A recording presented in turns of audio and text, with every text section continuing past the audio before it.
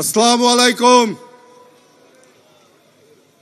সংগ্রামী খুলনাবাসী, বিপ্লবী খুলনাবাসী, বীর বিজয়ী খুলনাবাসী, আমরা প্রথমেই আমাদের এই দ্বিবার্ষিক কাউন্সিলের যিনি ভার্চুয়াল মাধ্যমে উপস্থিত থাকবেন, আমাদের সেই বিএনপির ভারপ্রাপ্ত চেয়ারম্যান, আমাদের আশা, আমাদের প্রত্যাশা, আমাদের সবকিছু জনাব তারেক রহমান এবং আজকের যে প্রধান বক্তা হিসেবে উপস্থিত আছেন 90 স্বৈরাচার বিরোধী আন্দোলনের ডাকসুর সংগ্রামী ভিপি, জাতীয়তাবাদী ছাত্র দলের সংগ্রামী আহ্বায়ক, বিএনপির চেয়ারপারসনের উপদেষ্টা কাউন্সিলের সদস্য আমানুল্লাহ আমান সহ যে সমস্ত জাতি এবং বিএনপির ভাইস চেয়ারম্যান জননেতা অ্যাডভোকেট নিতাই রায় চৌধুরী সহ জাতীয় নেতৃবৃন্দ যারা খুলনায় উপস্থিত হয়েছেন, তাদের সবাইকে জানাচ্ছি খুলনাবাসীর পক্ষ থেকে সালাম, শুভেচ্ছা এবং অভিনন্দন। আজকের সভার সংগ্রামী সভাপতি অ্যাডভোকেট শফিকুল আলম মানা সহ আমাদের উপস্থিত ডেলিগেটস এবং কাউন্সিলর বৃন্দ, সংগ্রামী নেতৃবৃন্দ, আজকে যারা বলেন যে রাজনৈতিক দলগুলোর ভিতরে আভ্যন্তরীণ গণতন্ত্র নেই, তারা এসে দেখে যান বাংলাদেশ জাতীয়তাবাদী দল বিএনপি সারা বাংলাদেশে তৃণমূল পর্যায় থেকে কেন্দ্রীয় পর্যন্ত সম্মেলন এবং কাউন্সিলের মাধ্যমে নেতৃত্ব নির্বাচন করছে। সুতরাং একমাত্র দল বিএনপি যার মধ্যে আভ্যন্তরীণ গণতন্ত্রের চর্চা রয়েছে। আজকে যারা বাংলাদেশের জাতীয় নির্বাচনকে বাধাগ্রস্ত করবার জন্য সংস্কার নামক একটি টার্মিনোলজি, একটি শব্দ ব্যবহার করে নির্বাচনের মুখোমুখি দাঁড় করাচ্ছেন, তাদের উদ্দেশ্যে বলতে চাই, এই দেশে প্রথম দল বাংলাদেশ জাতীয়তাবাদী দল যারা সংস্কারের মাধ্যমে তাদের দলকে প্রতিষ্ঠা করেছে, একদলীয় বাকশালী ব্যবস্থা থেকে বহুদলীয় গণতন্ত্রের মাধ্যমে প্রথম সংস্কার করেছে। সংস্কারের মাধ্যমেই বিএনপির জন্ম এবং উদ্ভব হয়েছে।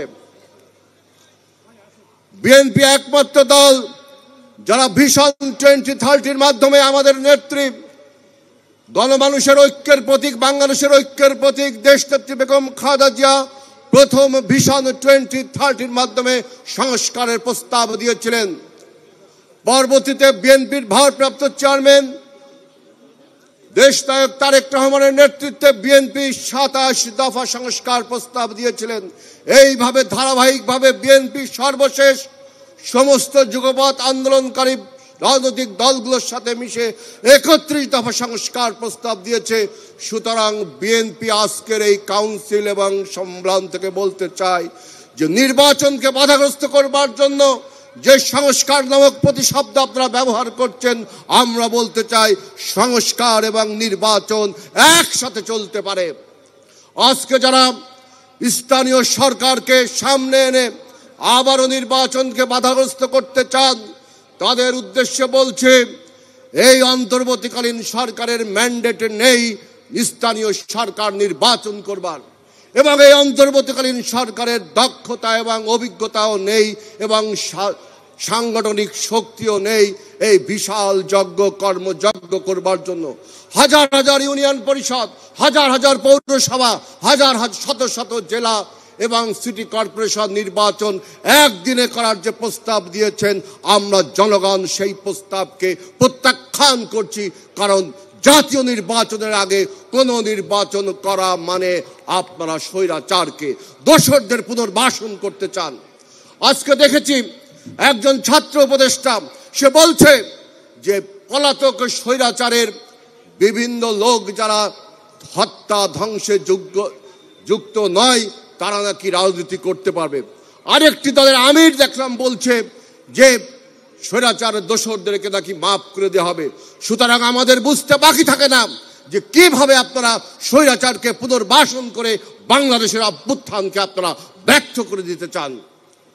আজকে আবার বলা হচ্ছে, আজকে আবারও দেখি বলা হচ্ছে যে এই ইউনূস সরকার অন্তর্বর্তীকালীন সরকার তার নিরপেক্ষতা যদি হারায়, আমরা বহুবার বলেছি অন্তর্বর্তীকালীন সরকার, ইউনূস সরকার যদি নির্বাচন আপনার নিরপেক্ষতা হারায়, কারণ আপনার ক্যারেক্টার হলো একটি নিরপেক্ষ সরকার, তাহলে কিন্তু নির্বাচন পরিচালনা করতে আপনি প্রশ্নবিদ্ধ হবেন।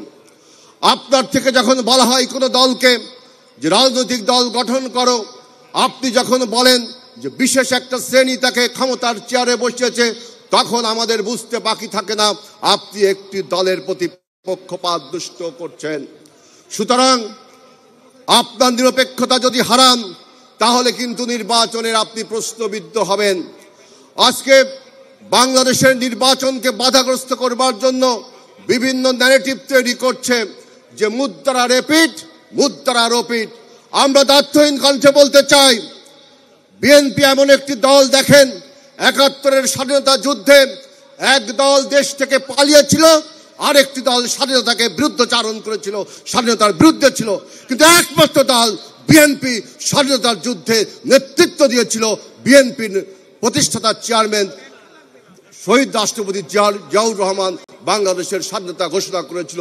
সুতরাং মুদ্রার এপিঠ ওপিঠ কারা, আমরা তা পরিষ্কার করে বলতে পারি, যারা স্বাধীনতার যুদ্ধে দেশ ছেড়ে পালিয়েছিল, আর এক দল স্বাধীনতার যুদ্ধের বিরোধিতা করেছিল। আজকে আবারও আপনি দেখেন মুদ্রার এপিঠ ওপিঠ বিএনপির সাথে বলা হয়। বিএনপি আমলে কোনো আওয়ামী লীগের বড় বড় নেতাকে গুম খুন বা কোনো নেতাকে এই সমস্ত করা হয়নি, কিন্তু আওয়ামী লীগের আমলে আমাদের অনেক নেতাকে গুম করা হয়েছে। ইলিয়াস আলীকে গুম করা হয়েছে, চৌধুরী আলমকে গুম করা হয়েছে, শত শত ছাত্র নেতাদেরকে গুম করা হয়েছে। আরেকটি দল আমরা দেখলাম আবারও সেই রক কাটার কালচারে তৈরি হয়েছে। সিলেটের এমসি কলেজে আবার সেই রক কাটা কালচার শুরু হয়েছে। একজন আমির বলছে যে দাঁত ভেঙে দেবে, আবার দেখছি ছাত্ররা বলছে আমাদের কুয়েট খুলনা প্রযুক্তি বিশ্ববিদ্যালয়ের ভিসির গায়ে হাত তোলা হচ্ছে, রক কাটার কালচার শুরু হয়েছে। সুতরাং মুদ্রার এপিঠ ওপিঠ কারা, এটা দেখতে হবে। একমাত্র দল বিএনপি বাংলাদেশে সম্প্রীতি রাজনীতি করে। আমরা দেখছি যে বাংলাদেশে একটি ষড়যন্ত্রকারী মহল বিভিন্ন রকম গল্প বানিয়েছে, ফাঁদ পাতা হচ্ছে যে দখলবাজ, সন্ত্রাস, চাঁদাবাজি নাকি কারা করছে, রাজনৈতিক দলগুলো করছে। অন্য কোনো রাজনৈতিক দল এই সমস্ত ন্যারেটিভকে মোকাবেলা করেনি।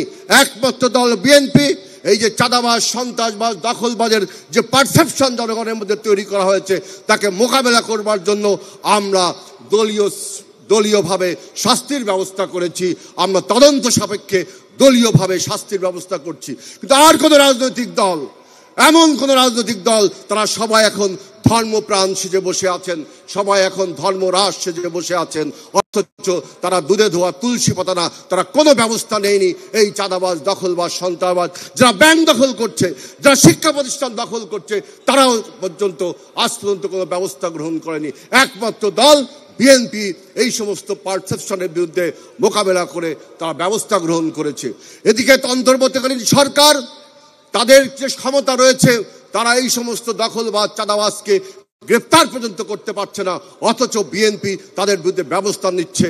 সুতরাং সংস্কার যদি বলেন, সেই সংস্কারে বিএনপি সরকার এবং অন্য কোনো রাজনৈতিক দল থেকে আমরা এক ধাপ এগিয়ে রয়েছি এই সংস্কার প্রশ্নে এবং সমস্ত চাঁদাবাজের বিরুদ্ধে। আজকে দেখেন ভারত যেভাবে আমাদের এই অভ্যুত্থানের বিরুদ্ধে ষড়যন্ত্র শুরু করেছে, ভারত যেভাবে আমাদের এই অভ্যুত্থানের বিরুদ্ধে আগ্রাসী মনোভাব দেখাচ্ছে, সেই ভারতের বিরুদ্ধে সমস্ত রাজনৈতিক দল মুখে ছিপিয়া এঁটে বসে আছে। এমনকি সরকার একটা কূটনীতিক বার্তা ছাড়া আজ পর্যন্ত কোনো প্রতিবাদ পর্যন্ত করেনি।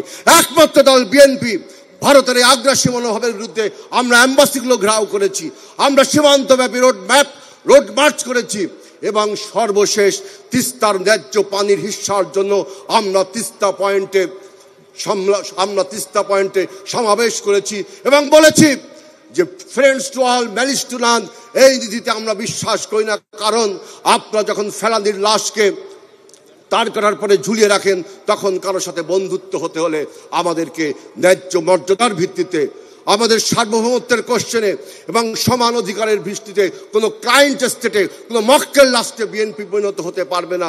বিএনপি তাই আন্তর্জাতিক মহলে, কূটনৈতিক মহলে প্রশ্ন তুলেছে, ফারাক্কা পয়েন্টে, তিস্তা পয়েন্টে পানি দিতে হবে।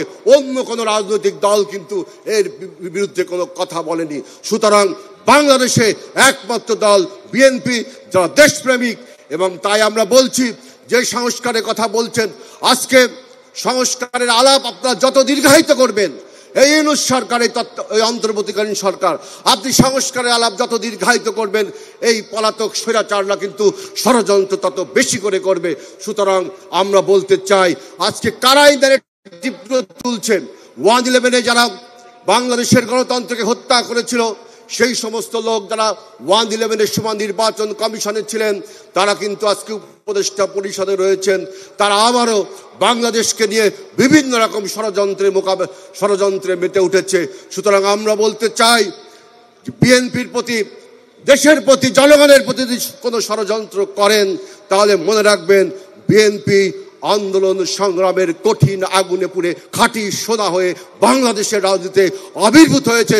সুতরাং সকল ষড়যন্ত্রকে, সকল চক্রান্তকে মোকাবেলা করতে আমরা রাজপথে অতীতেও ছিলাম, এখনো আছি, ভবিষ্যতেও থাকবো, যতদিন না বাংলাদেশে একটি জাতীয় নির্বাচন অনুষ্ঠিত না হতে যাচ্ছে। সবাইকে সেই প্রত্যাশা জানিয়ে আমার বক্তব্য শেষ করছি। আল্লাহ হাফেজ। বাংলাদেশ জিন্দাবাদ। আসসালামু আলাইকুম।